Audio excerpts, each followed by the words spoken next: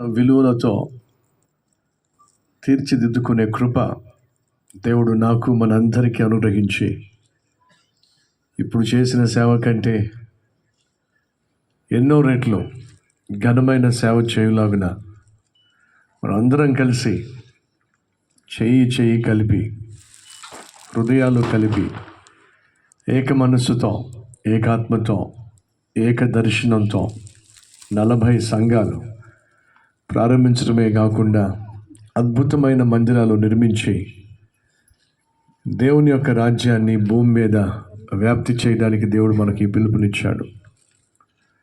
అధిక బలం ఉంటే 80 సంవత్సరాలు మన యాత్ర ముగిసిన యేసయ్య వచ్చేంత వరకు మన సంఘాలు నిలిచి ఉండాలి. అనేక లక్షల మంది రక్షణలోనికి వచ్చి మనతో పాటు పరలోకానికి రావాలి. ఈ అద్భుతమైన సేవలో పరిచర్యలో నిత్యము నాతో పాటు నిలిచినటువంటి ప్రతి సైనికునికి సైనికురాలకి నా హృదయపూర్వకమైన ధన్యవాదాలు తెలియజేస్తున్నాను.